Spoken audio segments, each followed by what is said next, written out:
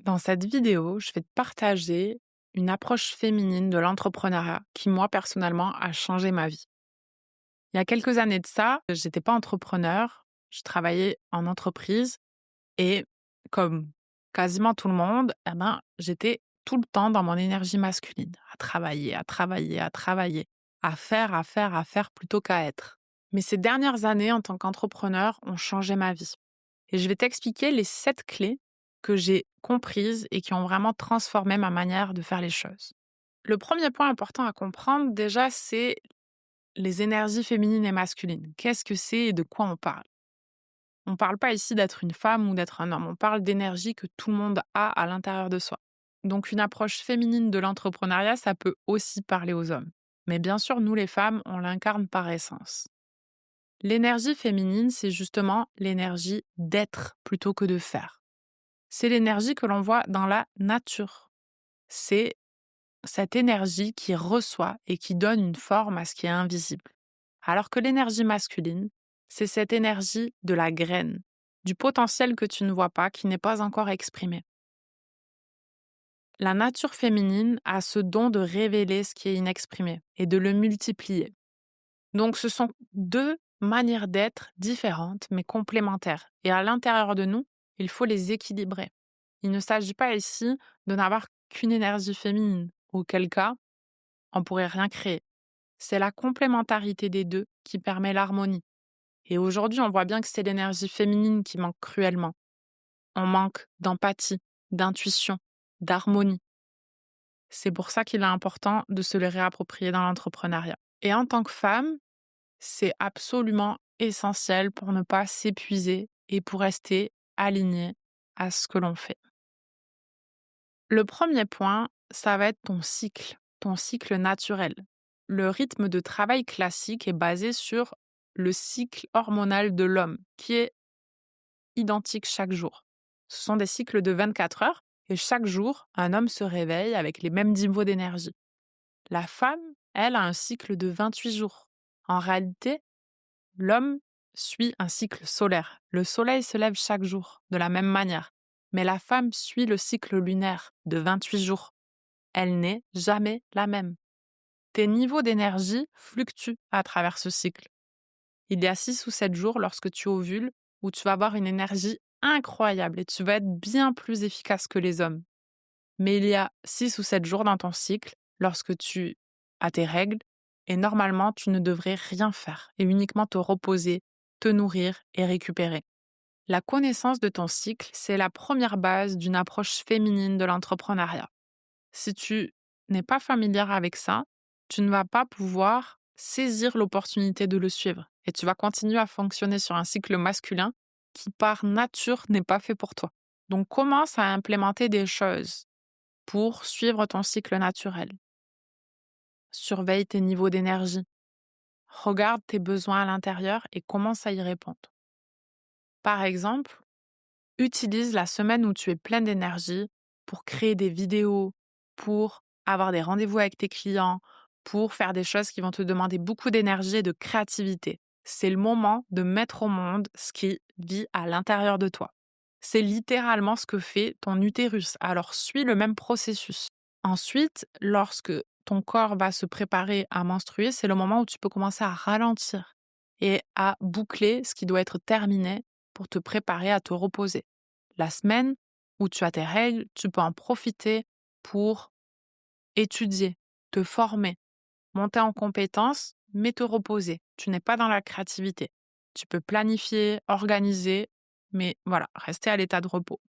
Et ensuite, lorsque ton corps va se repréparer à l'ovulation, que ton énergie monte doucement, reprends un rythme et prépare cette période que tu ne dois absolument pas louper. C'est absolument fondamental parce que si tu suis ce cycle, tu vas pouvoir tirer le meilleur de toi-même. Regarde la nature. La nature ne donne pas de fruits en hiver. Toi, tu es pareil et pourtant, tu le fais quand même. Donc, c'est hyper important de prendre conscience de ces réalités à l'intérieur de toi et de les honorer. Et tu verras de grandes différences. La deuxième clé d'une approche féminine de l'entrepreneuriat, ça va être d'utiliser ton système nerveux comme ton thermostat. Dès que tu vas être trop stressé, tu vas sentir que quelque chose n'est pas aligné. Et tu dois vraiment être attentif à ça à l'intérieur de toi pour venir le réguler, pour venir l'apaiser.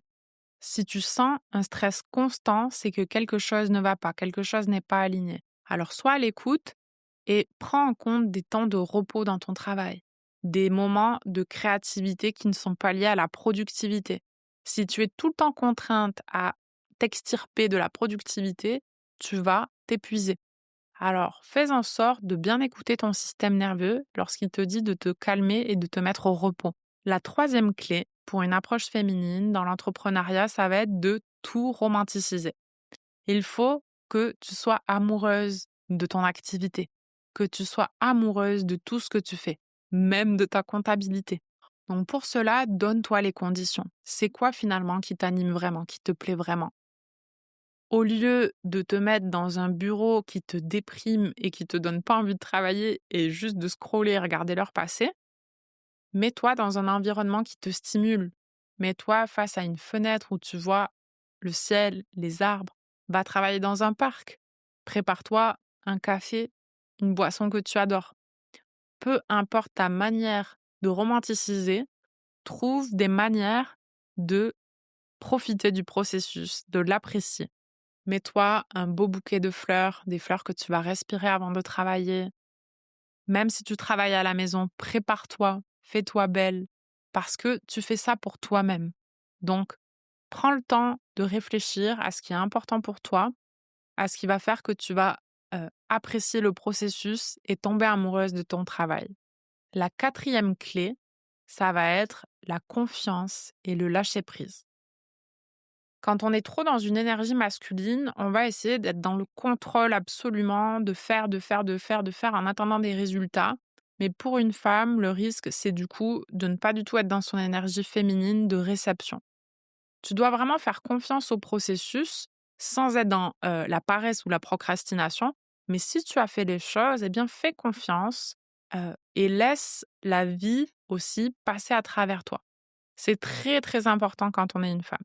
Si tu es constamment en train de chasser les opportunités, en train d'aller les chercher, tu n'es pas dans la bonne polarité.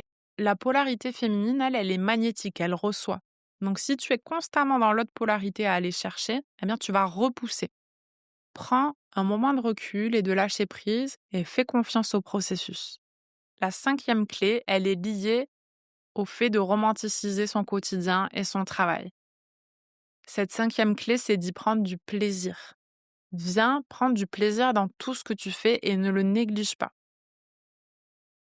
Que ce soit à travers les lieux où tu vas travailler, les activités que tu vas faire ou comment tu vas les faire.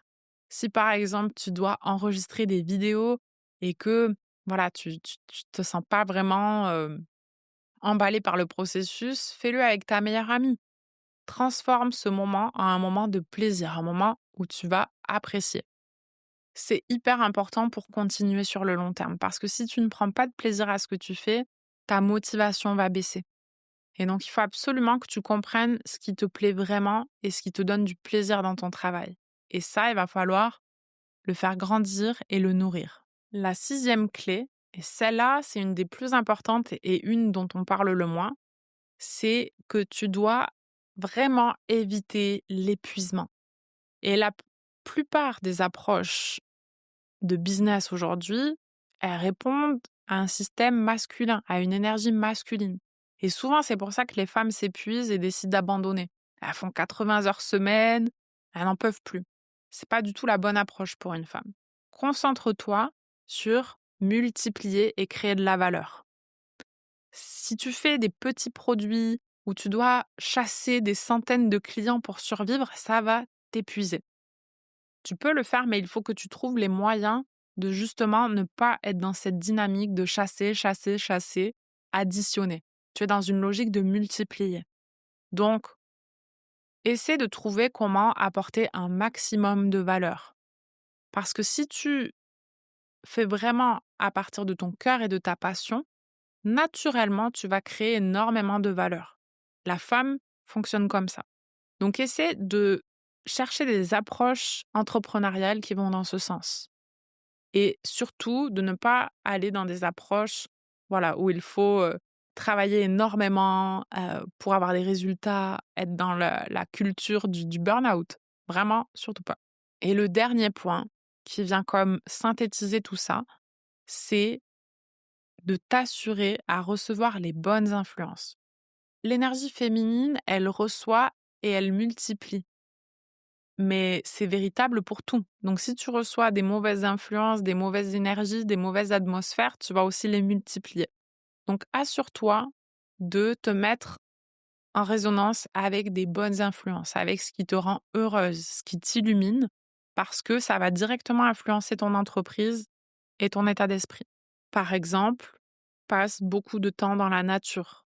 Nous sommes des êtres naturels à la base, même si on l'a oublié, et revenir proche de la nature, ça va réguler ton système nerveux, ça va réguler ton corps et donc ça va te mettre en affinité avec des bonnes influences. Lis des textes sacrés qui t'inspirent. Va visiter des galeries d'art. Peu importe, toi, ce qui t'inspire, mets-toi en contact avec ce type d'activité qui va te mettre avec des bonnes énergies, celles qui te mettent en expansion, qui te rendent heureuse, qui t'illuminent. Parce que c'est ce qui va directement ressortir dans ton travail. C'est la combinaison de ces 7 clés qui va te permettre peu à peu de revenir à une approche féminine dans ton activité et tu verras très vite les résultats parce que tu vas être beaucoup plus dans une réception et moins dans le faire. Et c'est dans cette énergie-là que la féminité s'épanouit.